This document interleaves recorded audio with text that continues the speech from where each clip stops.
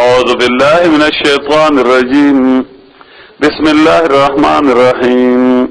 يا أيها الذين آمنوا أوفوا بالعقود أحلت لكم بهيمة الأنعام إلا ما يتلى عليكم غير محل الصيد وأنتم حرم إن الله يحكم ما يريد.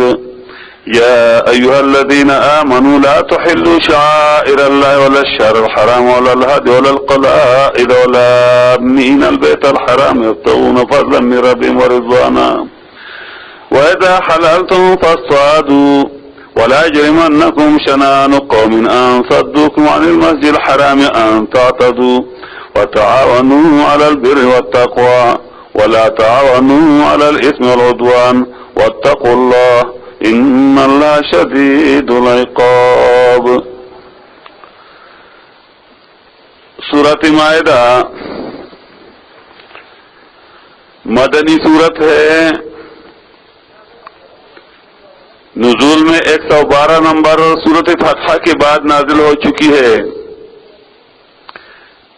گزری صورتوں میں بھی میں نے بیان کی تھی کہ مکی اور مدنی صورتوں میں فرق کیا ہے اور یہ وجہ کیا ہے کہ ہم اس کو ہر صورت کے ابتدا میں کہتے ہیں کہ یہ صورت مدنی ہے. اسی طرح مفسرین نے بھی لکھی ہے سورۃ مدنیۃ مکیۃ. تو میں نے اس کی تفصیل گزرے صورتوں میں کی ہے، پھر بھی سنو خیر مختصراً. نبی علیہ السلام کی زندگانی جو ہے رسالت والی وہ دو قسم پر ہے. ایک ہجرت سے پہلی والی زندگی ہے جو 13 سالہ زندگی ہے مکے میں. اس زمانے میں جتنی صورتیں اتری ہیں ان ساروں کو مکی صورتیں کہی جاتی ہیں. یعنی وہ صورتیں جو دورے مکی میں مکی زندگی میں اتری ہیں، چاہے وہ مکہ میں اترا ہو چاہے دوسری جگہ، لیکن یعنی مکی دور کی صورتیں. اور نبی اسلام کی دوسری زندگی ہے ہجرت کی بعد والی 10 سالہ زندگی. اس زندگی کو مدنی زندگی کہی جاتی ہے. تو اس زندگی میں جتنی بھی صورتیں اتری ہیں اس کو مدنی صورتیں کہی جاتی ہیں. کل مکی صورتیں اس میں اختلاف ہے، بعض کہتے ہیں کہ 87 ہیں، یعنی یہ تقریباً متفق علیہ سی بات ہے 87. تو اس کے مقابلے میں 27 ہو گئی مدنی. بعض کہتے ہیں کہ 88 ہیں، یہ جو ہیں 86 ہیں، مکی 86 ہیں، تو اس کے مقابلے میں پھر 28 ہو جائیں گے مدنی. بعض کہتے ہیں کہ 85 ہیں مکی. تو اگر 85 ہوں تو 29 ہو جائیں گے، کیونکہ کل صورت 114 ہیں. مکی اور مدنی صورتوں کا فرق کیا ہے؟ نبی اعظم چونکہ ایسے ملک میں مبعوث ہو گئے تھے کہ وہاں ہر طرف شرک کے اندھیرے تھے. لوگ خود کو دین ابراہیم پر سمجھنے والے تھے کیونکہ ابراہیم علیہ السلام کی اولاد تھی. بعض کام ان میں اچھی بھی تھے، شادیوں میں نکاح بھی کرتے تھے، مردے کی جنازہ وغیرہ بھی پڑھتے تھے، مردوں کو دفناتے بھی تھے، نمازیں بھی پڑھتے تھے، حج بھی کرتے تھے، خیر خیرات بھی کرتے تھے، اللہ کو ایک بھی مانتے تھے ذات میں. ان میں کچھ بہادری بھی بہت تھی، ایثار کا جذبہ بھی بہت زیادہ تھا، غیرت بھی ان میں بہت زیادہ تھی، لیکن وہ غیرت بے جا طور پر استعمال ہوتی تھی. نبی علیہ السلام کو اللہ نے جب بھیجا تو سب سے پہلے ان کا وہ علاج کیا جو خطرناک ہے، کیونکہ تمام امراض سے خطرناک مرض جو ہے وہ شرک ہے. یہ دوسری چیزیں دوسرے نمبر پر آتی ہیں. اسی وجہ سے مکی زندگی میں تقریباً تمام صورتیں صرف عقیدے کے بیان پر آئی ہیں. اس میں ایمانیات کا بیان ہے، توحید کا بیان ہے، اس کے ضمن میں شرک کا رد ہے، اللہ کی الوہیت کی صفات کا بیان ہے، مخلوقات سے الوہیت کی صفات کی نفی ہے. زیادہ تر بیان تقریباً 90% بیان اس چیز کا ہے، بلکہ 99% بیان صرف توحید کا ہے. تاکہ عقیدے ٹھیک ہو جائیں تو اس کے بعد اور اعمال کا نمبر آتا ہے، کیونکہ تمام اعمال کا دار و مدار عقیدے پر ہے. جیسے میں نے کہا تھا کہ عقیدے کی مثال ایک کی ہے اور اعمال کی مثال 0 کی ہے. اگر عقیدہ نہیں ہو، اعمال بہت ہوں، حج بھی ہوں، نمازی بھی ہوں، روزی بھی ہوں، تو یہ صفر جمع کرنا ہوتے ہیں. 1000 صفر جمع کر تو اس کی عدد بن جائے گی، صفر ہی رہے گی نا. چاہے تم 10 صفر جمع کرو، چاہے تم 1000 صفر تو صفر ہی رہے گی ہر حالت میں. ہاں جب 1 ہوگا تو 1 کی دائیں طرف جب 0 لگاؤ گے نا، 1 0 لگاؤ گے تو 10، 2 0 لگاؤ گے تو 100، 3 0 لگائیں گے صفر تو 1000، 4 لگاؤ گے تو 10,000. ہاں الٹے سائڈ پر لگاؤ گے تو پھر وہی 1 ہی رہے گی. یعنی سنت پر عمل کرو گی تو دائیں طرف 0 لگیں گے، اور اگر عمل میں تم نے سنت نہیں کی تو یہ گویا کہ 1 کی اس سائڈ میں صفر جمع کر رہے ہیں، تو پھر بھی فائدہ نہیں ہے اس کا. سمجھ گیا؟ ہاں، تمام برے کاموں کا دار و مدار عقیدے پر ہے. جب عقیدہ ٹھیک ہو جائے تو یقینی بات ہے کہ بہت سے برے اعمال آدمی سے ختم ہو جاتے ہیں، بہت سے برے، کیونکہ سب سے بڑی برائی وہ شرک ہے. سمجھ گیا؟ تو مکے میں نبی علیہ السلام پر جتنی بھی صورتیں اتری ہیں وہ سارے عقیدے کے متعلق ہیں. اور مدینے میں جب آ گئے تو مدینے میں پھر جو صورتیں اترے اس میں عقیدے کے ساتھ اعمال کا بھی بیان ہے. اعمال عقیدت میں قرآن کریم ضمناً بیان کرتے ہیں. احکام جو ہے نا، روزہ، نماز، روزہ، حج، زکوٰۃ، یہ چیزیں جو ہیں یہ ضمناً ہے، یہ تائید کے لیے ہیں، توحید کے لیے، ایمانیات کے لیے بطور تائیدات کے ہیں. جب یہ ہوں گے تو ایمان میں قوت ہوگی، ایمان میں مضبوطی ہوگی. جب یہ چیزیں نہیں ہوں گی تو ایمان رہے گی لیکن اس میں قوت نہیں ہوگی. تو اصل چیز قرآن کریم کا کیا ہے؟ وہ ہے ایمانیات. یہ دوسری چیزیں جو ہے ضمنی ہیں، حتیٰ کہ جہاد بھی ضمنی ہے، کیونکہ جہاد تو اس لیے کی جاتی ہے کہ لوگوں میں تو جب سارے لوگ معاہد ہو جائے تو پھر تو جہاد نہیں ہے نا. سمجھ گیا؟ تو یہ صورت مدنی صورت ہے، نزول میں 112 نمبر پر سورۃ فتح کے بعد نازل ہوئی ہے، اور ترتیب میں یہ صورت 5ویں نمبر پر ہے، سورۃ نساء کے بعد لگائی گئی ہے.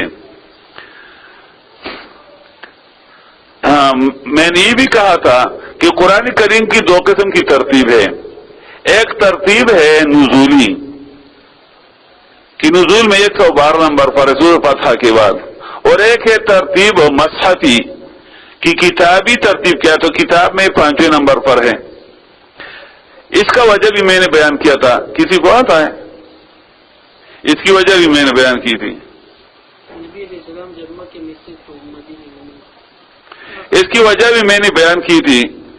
قرآن کریم جیسا اترا ہے اس کو نزولی ترتیب کہا جاتا ہے، کیونکہ اس وقت ضرورت تھی علاج کی، شرک کی، تو اس وقت شرک کی علاج کی آیتیں اترتی تھی، اور نبی صاحب کہتے ہیں یہاں لگاؤ، وہاں لگاؤ، یہاں لگاؤ، وہاں لگاؤ.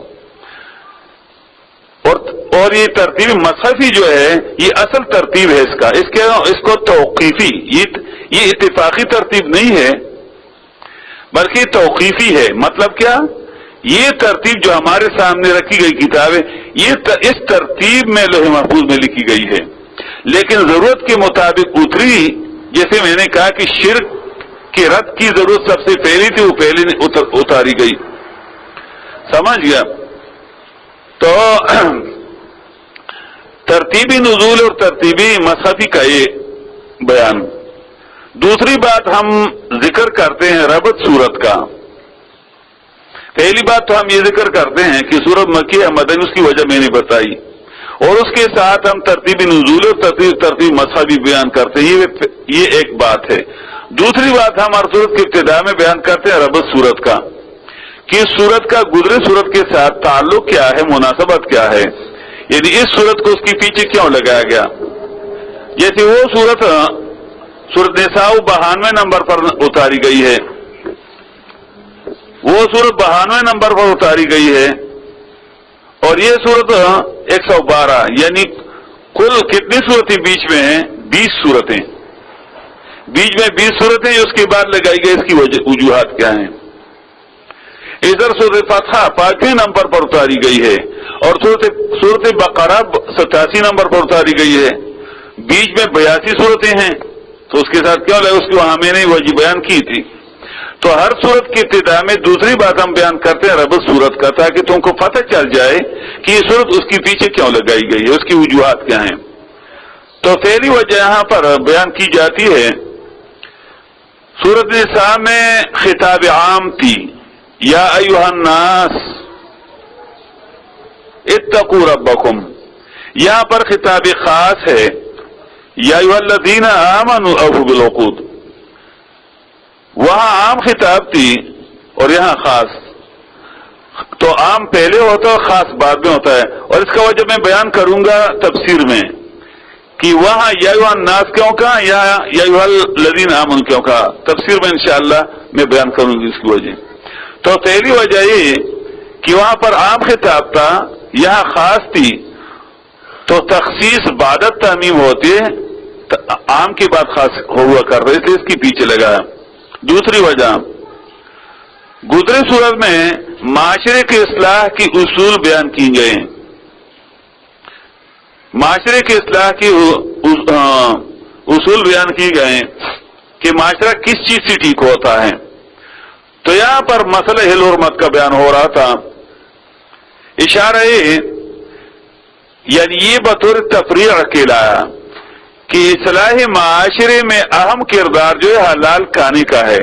اگر کھانا حلال ہوگا تو معاشرہ ٹھیک ہو جائے گا، اور اگر حلال اور حرام میں کسی فرق نہیں کی تو معاشرہ ٹھیک ہو ہی نہیں سکتا۔ جیسے آج کل دیکھو نا، پولیس معاشرہ ٹھیک نہیں کر سکتا، فوج معاشرہ ٹھیک نہیں کر سکتا، معاشرہ ٹھیک کیا جائے گا صحیح عقیدے سے اور صحیح خوراک سے۔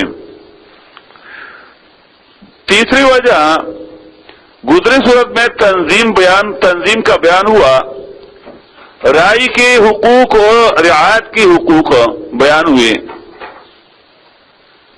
تو یہاں پر مقصد تنظیم کا بیان ہو رہا تھا، یہاں پر تنظیم کا مقصد بیان ہو رہا تھا جو شرک فعلی کا رد ہے، یعنی تنظیم ہوگا تو شرک فعلی کا رد ہو جائے گا، تنظیم نہیں ہوئے گی تو شرک فعلی کا رد بہت مشکل ہے۔ شرک اعتقادی کا رد اتنا مشکل نہیں ہے جتنا شرک فعلی کا ہے۔ شرک فعلی میں پیٹ کا مسئلہ تو پیٹ کی لوگ ایک دوسرے کو چیر پاڑ بھی کرتے ہیں، شرک اعتقادی میں صرف زیادہ سے زیادہ اعتراضات ہوئیں گے۔ تو اس لیے یہاں پر تنظیم کی مقصد کا بیان تھا، اسے متصل لے آیا۔ چوتھی وجہ، گزرے صورت میں آخر میں شرک پہ تصرف بیان کیا گیا، شرک پہ تصرف آیت نمبر 171 72 میں عیسیٰ علیہ السلام کی عاجزی وغیرہ۔ یہاں پر تو یہاں پر رد ہے شرک اول میں شرک فعلی کا،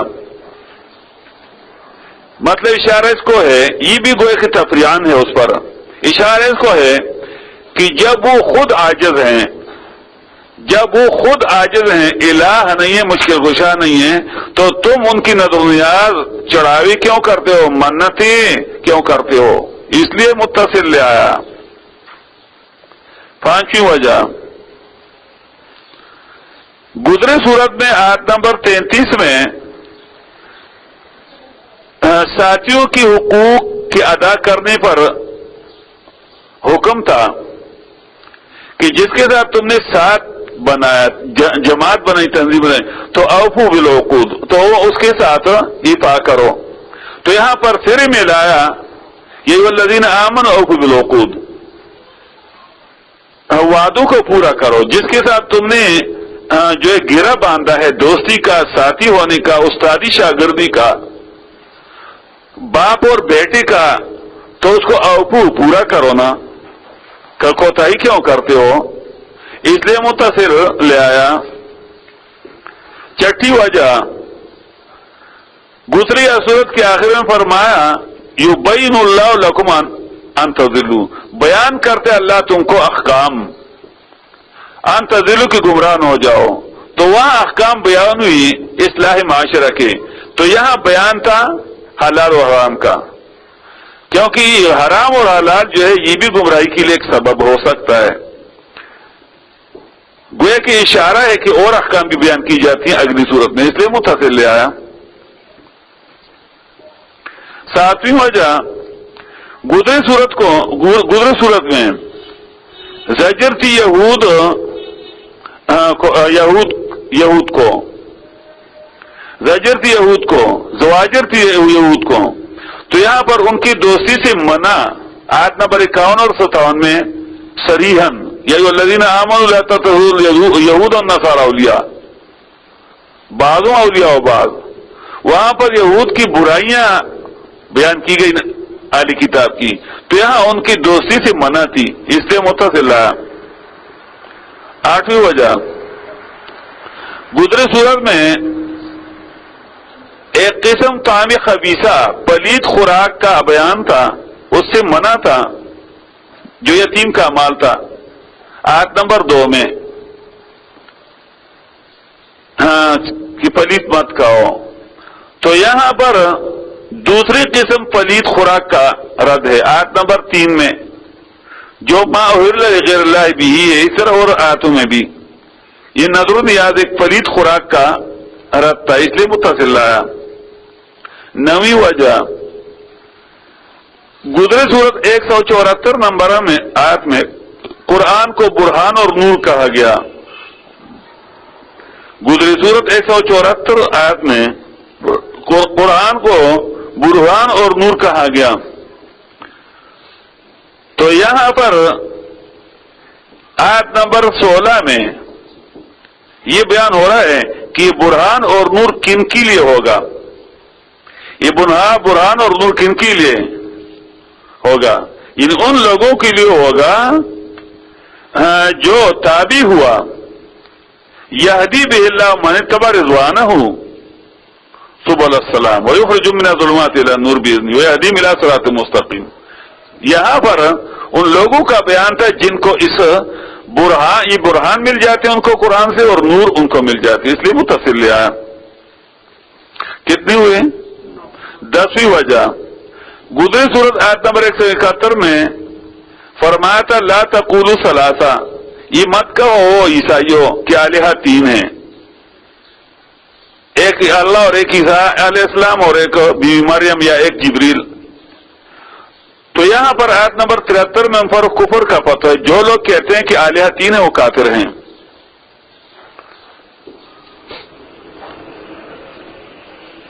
امتیازات صورت کی تیسری بات، ہر صورت کی شروع میں جب ہم کیا کرتے ہیں نا، تیسری بات امتیازات صورت کی. 13 امتیاز، صورت ممتاز ہے حل اور مت کے ساتھ متعلق مسائل 4 کے تفصیلی بیان پر.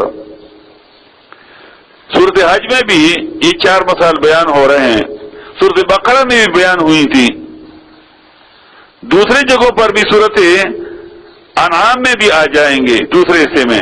لیکن جیسا رد یہاں پر ہوا ان مسائل 4 کا تفصیل ہوا، دوسری جگہ ایسی نہیں ہے. دوسرا امتیاز، سورت ممتاز ہے آیت نمبر 51 پر، جس میں اہل کتاب کے ساتھ ترک موالات کا بیان ہے اور اس کی علتیں بیان ہو رہی ہیں. دوسری صورت میں ایسی نہیں. سورت بقرہ میں بھی بیان ہوا تھا ترک موالات کا کافروں کے ساتھ، سورت انعام میں آل عمران میں بھی آیت نمبر 28 میں ہوا تھا، لیکن یہاں پر اس کی وجہ بیان ہو رہی ہیں، اس لیے متصل لایا. تیسری وجہ، سورت ممتاز ہے آیت نمبر 112 پر، جس میں نصارہ کی مائدے کا بیان ہے. دوسری صورت میں ایسا نہیں. سورت کا نام بھی سورت المائدہ ہے، مائدہ کا معنی خوانچہ. چوتھا امتیاز، سورت ممتاز ہے آیت نمبر 86 پر، آیت نمبر 89 پر، کہ جس میں قسم کی کفارے کا بیان ہے. دوسری جگہ پر ایسا نہیں دوسری صورتوں میں. پانچواں امتیاز، سورت ممتاز ہے آیت نمبر 4 پر، جس میں شکاری کتوں کے شکار کے حلت کا بیان ہے. کتے اور یہ دوسری چیزیں چیل یہ باز وغیرہ کی، دوسری جگہ نہیں ہے. چھٹا امتیاز، سورت ممتاز ہے آیت نمبر 5 پر، جس میں اہل کتاب کی مذبوحہ کا اور ان کی عورتوں کے ساتھ نکاح کی جواز کا بیان ہے. دوسری جگہ ایسا نہیں. چھٹا امتیاز آیت نمبر 5 پر، جس میں اہل کتاب کی مذبوحہ اور ان کی عورتوں کے ساتھ نکاح کے جواز کا بیان ہے، دوسری جگہ پر نہیں ہے۔ تو ان سے کوئی کہے کہ وہ کون سی صورت ہے کہ جس میں اہل کتاب کے مذبوح کانا جائز ہیں اور ان کی عورتوں کے ساتھ نکاح جائز ہے؟ تم کہو صورت مائدہ اور 5۔ ساتواں امتیاز صورت ممتاز ہے آیت نمبر 27 پر، دل تراشا، صورت ممتاز ہے آیت نمبر 27 پر کہ جس میں حضرت آدم علیہ السلام کی 2 بیٹوں کا حابیل اور قابیل کا واقعہ بیان ہو رہا ہے کہ ایک نے ظلم کی اور دوسرے نے دفاع نہیں کی، تو ایک بھی تباہ ہوا، دوسرا بھی دنیا سے چلا گیا۔ 9واں امتیاز صورت ممتاز ہے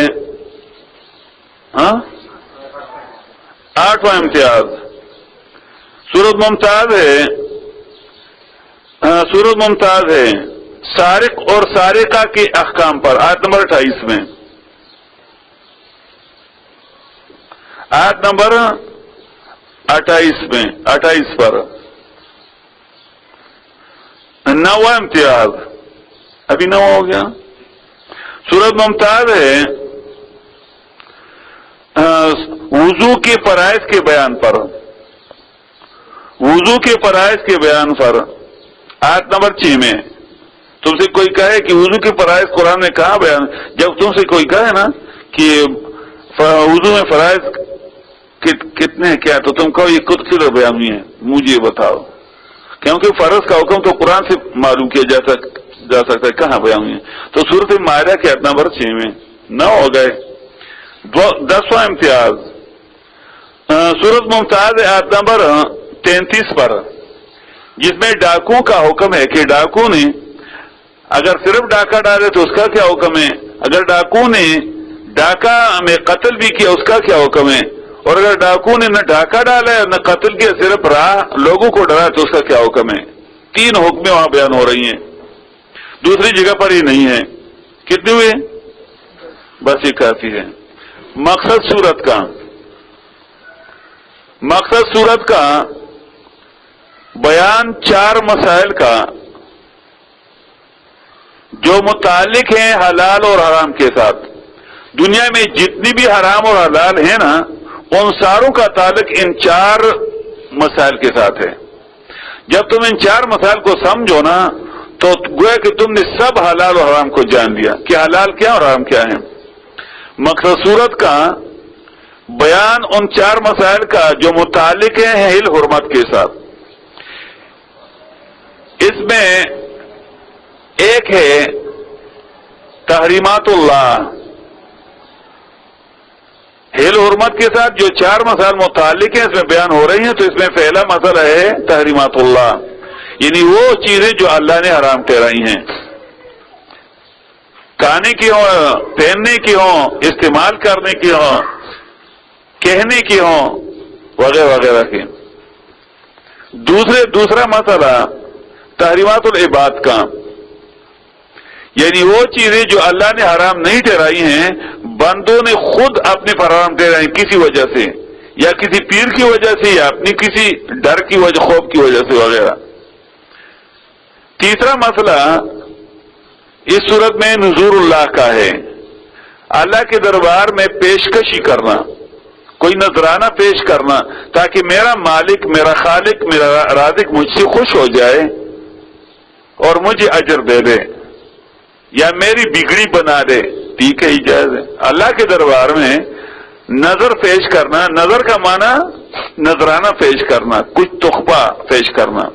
بادشاہ ہے نا، بادشاہوں کو تحفے لوگ دیتے ہیں، تو جب بادشاہ کو تم تھوڑا سا تحفہ دیتے ہو تو بادشاہ جب غیرت ہو تو تم کو بڑا تحفہ دے گا۔ تم اس کو 10,000 کا تحفہ دو، تم کو 10 لاکھ کا تحفہ دے گا، اس اپنی شان کے مطابق۔ جب تم اللہ کے دربار میں تھوڑا تحفہ دو نا تو تم دیکھو کتنا تحفہ تم کو ملتا ہے۔ تو یہ جائز ہے، نظر للہ جائز ہے۔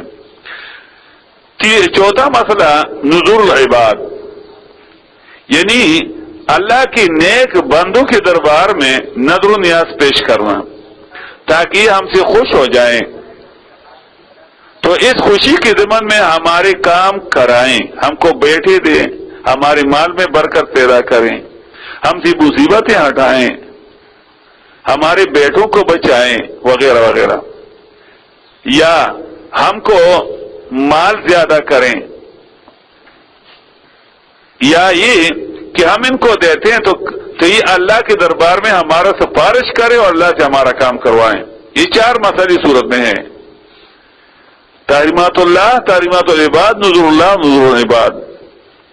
اس میں سے 2 جائز ہیں اور 2 ناجائز ہیں۔ یاد رکھو جب اس خلاصے کو تم سمجھو گے نا تو گویا کہ تم نے اس صورت کو سمجھ لیا، اور اگر اس خلاصے کو نہیں سمجھو گے، اس کو تم نے التفات نہیں کیا تو صورت کو نہیں سمجھ سکتے۔ ہر صورت کی سمجھنے کے لیے یہ 5 باتیں نہایت ضروری ہیں۔ تو ان 4 مسائل میں سے 2 جائز ہیں، یعنی اس کا کرنا جائز ہے بلکہ ثواب ہے۔ ایک پہلا والا مسئلہ اور تیسرا والا مسئلہ، تحریمات اللہ اور نذور اللہ ہی جائز ہیں۔ اللہ نے جو حرام ٹھہرایا ہے اس کو حرام ٹھہراؤ یہ جائز بلکہ ثواب ہے، اور نذور اللہ اللہ کے دربار میں پیشکشی کرنا یہ جائز ہے بلکہ ثواب ہے۔ اور 2 ناجائز ہیں، دوسرا اور چوتھا۔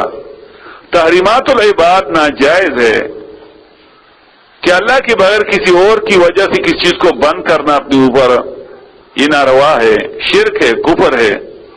اور چوتھا مسئلہ نذور العباد، اللہ کے نیک بندوں، فرشتوں یا اولیاء یا زندوں یا مردوں کے نام پر چڑھاوے چڑھانا، منتیں کرنا، دینا، 11ویں دینا، یہ ناروا ہے، شرک اور کفر ہے۔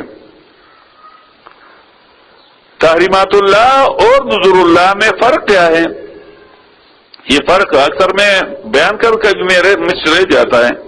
اس میں فرق یہ ہے، حرام تو دونوں ہیں، لیکن تحریمات اللہ میں یہ ہے کہ اس میں چیز حرام نہیں ہوتی۔ تحریمات العباد میں چیز حرام نہیں ہوتی، صرف یہ عقیدہ رکھنا ناروا ہے۔ اور نذور العباد میں چیز بھی حرام ہو جاتی ہے اور عقیدہ بھی شرک اور کفر کا ہے۔ وہاں عقیدہ شرک اور کفر کا ہے تحریمات العباد میں، لیکن وہ چیز پہلی حالت پر رہتی ہے، وہ حلال ہوتی ہے، بسم اللہ پڑھ کر اس کو ذبح کرنا چاہیے۔ اور نذور العباد میں جس طرح یہ عقیدہ بھی شرک اور کفر کا ہے، اسی طرح جس چیز پر انعام دیا جائے کہ فلانی کی منت ہے تو یہ چیز بھی حرام ہو گئی، یہ بسم اللہ سے ذبح کر کے کھانا بھی ناروا ہے، بلکہ اس کو زمین میں دفنا ہوگی۔ تفصیل ہم نے سورۃ بقرہ 173 میں زیادہ کی تھی، اور یہاں انشاءاللہ کچھ مختصر کروں گا۔ سورت 10 حصوں میں تقسیم سورت۔ پہلا حصہ 5 نمبر آیت تک، 5 آیتیں ہیں۔ اس پہلے سے میں سورت کی مقصدی مسائل بیان ہو رہی ہیں، تحریمات اللہ، تحریمات العباد، نذور اللہ، نذور العباد۔ دوسرا حصہ آیت نمبر 3 سے 11 تک ہے، اس میں بیان ہے امور مصلحہ للتثبت للمبلغ۔ چونکہ پہلے حصے کا مسئلہ بہت مشکل ہے، لڑائی ہوتی ہے، مار کٹائی ہوتی ہے، جیل جانا ہوتا ہے، موت کا خطرہ ہوتا ہے، تو اس دوسرے حصے میں وہ امور، وہ کام لائے کہ جس کے کرنے سے ایک تو آدمی کی دل میں تقویت آتی ہے، اللہ ایک قسم کا امداد کرتا ہے، دوسرا اللہ کا قرب حاصل ہوتا ہے ان سے۔ امور مصلحہ للتثبت للمبلغ۔ تیسرا حصہ آیت نمبر 12 سے آیت نمبر 19 تک ہے، اس میں مثال ہے ناقضین عہد کا، اوفوا بالعقود، سر میں جو آیت اس پر جس نے عمل نہیں کیا ان کی مثال بیان کی جاتی ہے کہ ان کی مثال کیسی ہے۔ چوتھا حصہ آیت نمبر